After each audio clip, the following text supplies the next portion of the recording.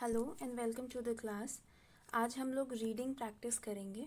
हम लोगों ने कुछ दिन पहले ये वाली पोएम पढ़ी थी, once I saw a little bird. ये मैंने क्लास नंबर 25, जो इंग्लिश क्लास 25 था, उसमें मैंने इस पोएम को पढ़कर अच्छे से समझाया है। तो अगर आप चाहें तो आप उस वाली क्लास को फिर से देख सकते हैं। यहाँ पर मैं इंग्लिश के जो वर्ड्स हैं उसको प्रोनाउंस कैसे करेंगे ये लिखकर बताया है, तो इसको आप ध्यान से पढ़ के इसको याद कर सकते हैं। इसके बाद वाली क्लास में मैं टेस्ट लूँगी, उसमें इस पोएम को आपको लिखना है, तो आपको याद करने में मदद मिलेगी, इसलिए मैंने इसका प्रोनाउंसिएशन भी लिख दिया है रेड इंक से। तो अब स्टार्ट करते हैं। इस पोएम को पहले मैं बता दूं मैंने कौन सी क्लास में पढ़ाया है। इंग्लिश क्लास 25 नंबर की जो क्लास थी उसमें मैंने इसको बताया था। ठीक है। ONCE once, SAW saw, LITTLE little, BIRD bird। ये है पोएम का नाम। अब इसकी पहली लाइन में लिखा है ONCE once, SAW saw, LITTLE little, BIRD bird। अगली लाइन देखते हैं। COME come, HOP hop, HOP hop, HOP hop। यहाँ पर एक ही शब्द को 3 बार लिखा है, HOP hop। अगली लाइन है CRIED cried, LITTLE little, BIRD bird। WILL will, YOU STOP stop, STOP stop, STOP stop। यहाँ पर स्टॉप को भी 3 बार लिखा है। अगली लाइन देखते हैं। WAS was, GOING going, TO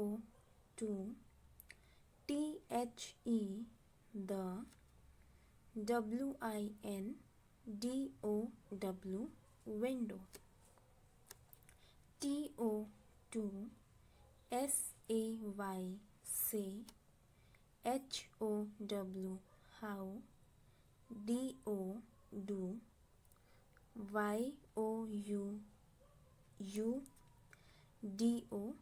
do, BUT but, HE he, SHOOK shook,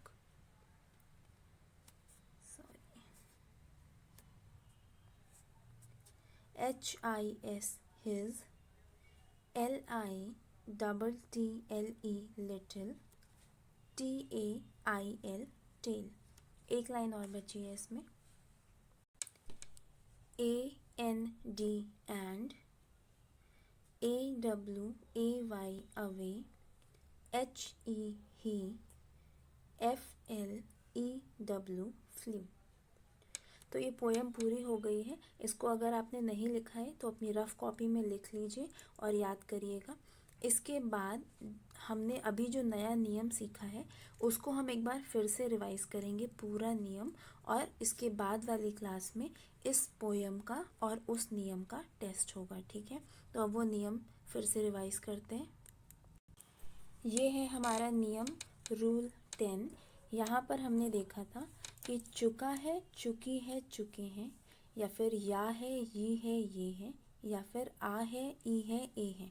अगर किसी भी सेंटेंस के यानी कि वाक्य के अंत में सबसे बाद में अगर इनमें से कुछ आएगा तो ऐसे हम हिंदी से अंग्रेज़ी कैसे बनाएंगे, ये नियम हम सीख रहे थे। हमने देखा था कि इस कंडीशन में हम H E he, she, it, name और सिंगुलर इनके साथ क्या लगाते हैं, एच ए एस, हैज़ लगाते हैं और वर्ब की तीसरी फॉर्म लिखते हैं। इस पे हम कुछ एग्जाम्पल्स आज फिर देखेंगे और फिर इस नियम का जो दूसरा पार्ट है उसे भी देखेंगे। वह रुक गया है, यहाँ पर या है तो या है इसलिए हम लोग एच एस हैज़ लगा देंगे। कोई लड़का है इसीलिए हमने वह के लिए ही का इस्तेमाल किया है। अब यहाँ पर वर्ब क्या है, रुकना। रुकने की 3 फॉर्म्स क्या होती हैं, हमें पता है। हर काम की, हर क्रिया की अंग्रेज़ी में 3 फॉर्म्स होती हैं। हम 3 तरीके से लिख सकते हैं। रुकने को हम क्या क्या लिख सकते हैं, एस टी, तो 3 तरीके हैं। पहला है S T O P, stop. दूसरा है S T O double P E D, stop. और तीसरा है S T O double P E D, stop. तो जब या है लगा होगा तो हम कौन सा फॉर्म लिखेंगे, ये वाला, तीसरा। तो हमने यहाँ पर लिख दिया है स्टॉप्ड। वह रुक गया है, ही हैज़ स्टॉप्ड। हमने क्या देखा यहाँ पर कि अगर या है हो तो हम ही के साथ हैज़ लगाएंगे और वर्ब की तीसरी फॉर्म लगाएंगे। अगला एग्जाम्पल देखते हैं। वह बोल चुकी है, यहाँ पर चुकी है आ गया, इसीलिए हम यहाँ पर एच एस हैज़ लगाएंगे। चुकी है लिखा है मतलब कोई लड़की होगी, इसीलिए वह के लिए हमने शी लिखा है। फिर यहाँ वर्ब क्या है, बोल रही है, ठीक है। तो बोलने को इंग्लिश में 3 तरीके से लिख सकते हैं। वो क्या क्या है यहाँ पर लिखते हैं। तो पहली फॉर्म है एस पी ई ए के, स्पीक। दूसरी फॉर्म है एस पी ओ के ई, स्पोक। और तीसरी फॉर्म है एस पी ओ के ई एन, स्पोकन। क्योंकि यहाँ पर चुकी है लिखा हुआ था इसीलिए हम इसका इस्तेमाल करेंगे। यहाँ पर लिख दिया है स्पोकन। वह बोल चुकी है, शी हैज़ स्पोकन। तो हमने यहाँ देखा कि अगर चुकी है लिखा हो तो शी के साथ हैज़ का इस्तेमाल होता है और वर्ब की थर्ड फॉर्म लगती है। अगला एग्जाम्पल देखते हैं। वह सिकुड़ गया है, या है आ गया तो हम एच एस हैज़ लगा देंगे। किसी ऐसी चीज़ के बारे में बात कर रहे हैं जिसमें जान नहीं है, तो इसीलिए वह के लिए हमने इट का इस्तेमाल किया है। सिकुड़ गया, तो यहाँ पर क्रिया क्या है, वर्ब क्या है, सिकुड़ना। सिकुड़ने को इंग्लिश में हम 3 तरीके से लिख सकते हैं। पहला तरीका है S H R I N K, shrink. दूसरा है S H R A N K, shrank. और तीसरा है S H R U N K, shrunk. क्योंकि यहाँ या है लिखा है हमें इसका काम है, बाकी दोनों का अभी हमें कोई काम नहीं है, तो हमने यहाँ पर लिख दिया श्रंक। वह सिकुड़ गया है, इट हैज़ श्रंक। यहाँ पर हमने देखा कि अगर या है लगा हो तो हम लोग हैज़ लगाएंगे, इट के साथ हैज़ लगाएंगे और वर्ब की तीसरी फॉर्म लिखेंगे। अगला एग्जाम्पल देखते हैं। आभा ने पूछ लिया है, यहाँ पर या है लगा हुआ है तो हमने हैज़ लगा दिया। आभा नाम है तो आभा हिंदी और इंग्लिश दोनों में ही नाम रहेगा। उसके बाद यहाँ पर क्रिया क्या है, पूछ रहा है।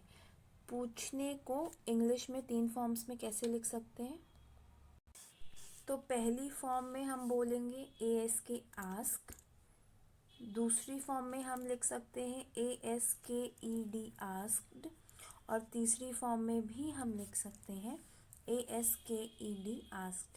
क्योंकि यहाँ पर या है लिखा है तो हमें इसका काम है। ए एस के ई डी, आस्क्ड हमने यहाँ लिख दिया। आभा ने पूछ लिया है, आभा हैज़ आस्क्ड। हमने यहाँ पर सीखा कि अगर यहाँ पर या है लगा हो तो किसी भी नाम के साथ हम एच एस हैज़ लगाएंगे और वर्ब की तीसरी फॉर्म लिखेंगे। अगला एग्जाम्पल देखते हैं। रिक्शा आ चुका है, चुका है लिखा है इसीलिए हमने हैज़ लिख दिया। रिक्शा, एक रिक्शे की बात हो रही है तो ये एक वचन है, सिंगुलर है। तो रिक्शे को हम लोगों ने यहाँ पर इंग्लिश में रिक्शा लिख दिया। उसके बाद फिर क्रिया क्या है यहाँ पर, आना, आ रहा है, ठीक है। तो आने को हम लोगों ने बताया है अभी तक कि COME कम मतलब आना होता है।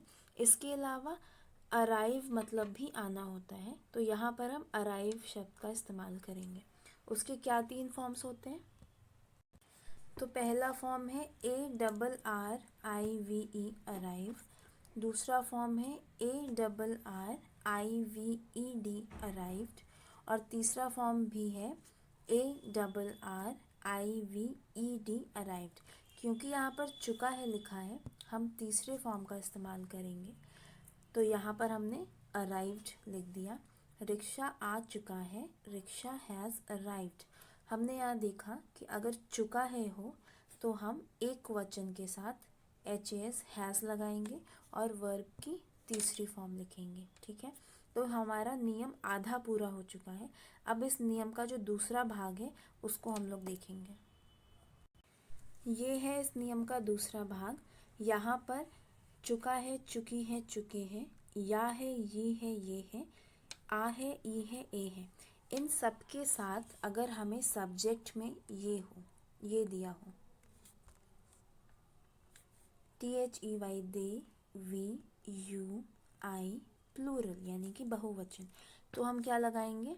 तो हम HAVE हैव का इस्तेमाल करेंगे और वर्ब की तीसरी फॉर्म लिखेंगे। अभी तक हमने हैज़ का इस्तेमाल किया था और वर्ब की तीसरी फॉर्म लिखी थी। यहाँ पर हम हैव का इस्तेमाल करेंगे।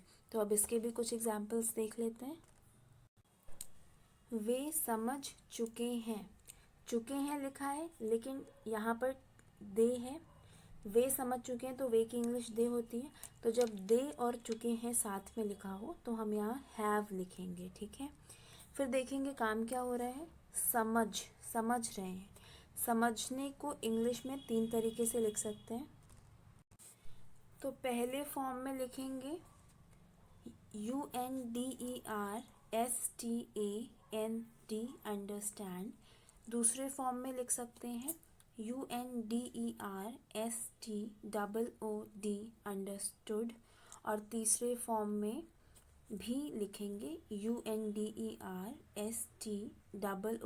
अंडरस्टूड। क्योंकि यहाँ पर चुके हैं इसीलिए हम तीसरी फॉर्म का इस्तेमाल करेंगे। तो हमने यहाँ लिख दिया है वे समझ चुके हैं, दे हैव अंडरस्टूड। हमने यहाँ पर देखा कि अगर चुके हैं लगा हो और दे हो तब हम हैव लिखेंगे और वर्ब की तीसरी फॉर्म का इस्तेमाल करेंगे। अगला एग्जाम्पल, हम यात्रा कर चुके हैं, चुके हैं लिखा है और हम की इंग्लिश होती है WEV। जब भी वी है, वी और चुके हैं साथ में आएगा तो हम हैव लगाएंगे। फिर यहाँ पर काम क्या हो रहा है, वर्ब क्या है, यात्रा करना। यात्रा मतलब जब हम एक जगह से दूसरी जगह जाते हैं ना, एक शहर से दूसरी शहर जाते हैं या किसी दूर की जगह पे जाते हैं तो उसको यात्रा करना कहते हैं। अब यात्रा करना को इंग्लिश में 3 तरीके से लिख सकते हैं। वो क्या है, पहले फॉर्म में बोलते हैं TRAVEL ट्रेवल। दूसरे फॉर्म में बोलते हैं TRAVELLED ट्रैवल्ड। और तीसरे फॉर्म में भी बोलते हैं TRAVELLED ट्रैवल्ड। क्योंकि यहाँ पर चुके हैं लिखा है इसीलिए हम तीसरी फॉर्म का इस्तेमाल करेंगे ट्रैवल्ड, जो हमने यहाँ लिख दिया है। हम यात्रा कर चुके हैं, वी हैव ट्रैवल्ड। अब यहाँ पर हमने देखा कि अगर चुके हैं लिखा हो और वी हो तो हम हैव लिखते हैं और वर्ब की तीसरी फॉर्म लिखते हैं। अगला देखते हैं, तुमने ख़त्म कर दिया है, या है लिखा हुआ है और तुमने को इंग्लिश में बोलेंगे YOU। जब भी यू के साथ या है लिखा हो तो हम हैव लिखेंगे। फिर यहाँ पर वर्ब क्या है, ख़त्म करना। ख़त्म करना को हम इंग्लिश में 3 तरीके से लिख सकते हैं। पहली फॉर्म में है FINISH फिनिश। दूसरी फॉर्म में है FINISHED फिनिश्ड। और तीसरी फॉर्म में भी है FINISHED FINISHED फिनिश्ड। क्योंकि यहाँ पर या है लिखा है तो हम तीसरी फॉर्म का इस्तेमाल करेंगे, तो हमने यहाँ लिख दिया है फिनिश्ड। हमने यहाँ पर देखा कि अगर या है हो और YOU लिखा हो तो हम हैव लिखेंगे और वर्ब की तीसरी फॉर्म का इस्तेमाल करेंगे। तुमने ख़त्म कर दिया है, यू हैव फिनिश्ड। मैं सो चुका हूँ, मैं को इंग्लिश में आई लिखेंगे, चुका हूँ लिखा हुआ है। जब चुका हूँ और आई एक साथ आए तो हम हैव लिखेंगे। फिर यहाँ पर वर्ब क्या है, सोना वर्ब है, ठीक है, सो रहा है। तो अब यहाँ पर हम सोने को 3 फॉर्म्स में कैसे लिख सकते हैं। पहली फॉर्म में हम लिख सकते हैं SLEEP स्लीप। दूसरे फॉर्म में हम लिखेंगे SLEPT स्लेप्ट। और तीसरे फॉर्म में भी हम लिखेंगे SLEPT स्लेप्ट। क्योंकि यहाँ पर चुका हूँ लिखा है तो हम तीसरी फॉर्म का प्रयोग करेंगे। मैं सो चुका हूँ, आई हैव स्लेप्ट। यहाँ पर हमने देखा कि अगर चुका हूँ और आई साथ में हो तो हम हैव लगाएंगे और वर्ब की तीसरी फॉर्म लगाएंगे। आखिरी एग्जाम्पल देखते हैं। मकान बन गए हैं। यहाँ पर मकान को हम लोग इंग्लिश में बोलते हैं हाउस, पर यहाँ पर एक मकान की बात नहीं हो रही है, कई सारे मकानों की बात हो रही है। ये हमें कैसे पता? अगर एक मकान के बारे में बोल रहे होते तो बोलते मकान बन गया है, पर यहाँ पर लिखा है मकान बन गए हैं। इसका मतलब एक से ज़्यादा मकान है, तो इसीलिए हमने स्पेलिंग में HOUSE, ये तो एक मकान की स्पेलिंग होती, हमने S भी लगा दिया है, हाउसेस, तो प्लूरल है। हमें पता है जब बहुवचन और ए है साथ में हो तो हम हैव लिखेंगे सबसे पहले। फिर देखेंगे वर्ब क्या है, बन गए हैं, ठीक है। घर या बिल्डिंग कुछ भी जब इस तरीके का कंस्ट्रक्शन होता है तो उसको हम अंग्रेज़ी में 3 अलग अलग शब्दों से बोल सकते हैं, 3 अलग अलग फॉर्म्स में बोल सकते हैं। वो क्या है देखते हैं। तो पहले फॉर्म में बोलेंगे BUILD बिल्ड, दूसरे फॉर्म में बोलेंगे BUILT बिल्ट, और तीसरे फॉर्म में भी बोलेंगे BUILT बिल्ट। क्योंकि यहाँ पर ए है लिखा हुआ था तो हम तीसरी फॉर्म का इस्तेमाल करेंगे। मकान बन गए हैं, हाउसेस हैव बिल्ट। अब यहाँ पर हमने देखा कि अगर ए है हो और बहुवचन हो तो हम हैव लिखेंगे और वर्ब की तीसरी फॉर्म का इस्तेमाल करेंगे। हमने सारे एग्जाम्पल्स अब देख लिए हैं।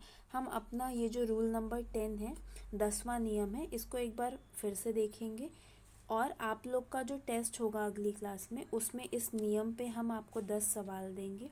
और आज हमने जो पोएम देखी है उसका भी टेस्ट होगा, मैं आप लोगों को वो पोएम लिखने को बोलूँगी, ठीक है। तो ये दोनों चीज़ें आप तैयार कर लीजिएगा। हमारे इस नियम में हमने देखा कि सब्जेक्ट में अगर ये पांचों हों, कौन, ही, शी, इट, नेम सिंगुलर, तो हम हैज़ का प्रयोग करते हैं और वर्ब की तीसरी फॉर्म लगाते हैं। लेकिन पर अगर ये सब्जेक्ट्स हो हमारे दे, वी, यू, आई प्लूरल, तो हम क्या लगाएंगे, तब हम हैज़ नहीं लगाएंगे, इनके साथ हम लगाएंगे HAVE, हैव लगाएंगे, ठीक है। तो इन पांचों के साथ जो बाईं तरफ है हैज़ लगेगा और इन पांचों के साथ जो दाईं तरफ है हैव लगेगा, पर दोनों के साथ ही वर्ब की तीसरी फॉर्म लगेगी, ठीक है। ये पूरा नियम है हमारा रूल नंबर 10। इसको आप अच्छे से याद कर लीजिएगा, इस नियम को याद करना ज़रूरी है और पोएम याद कर लीजिएगा। Thank you and all the best.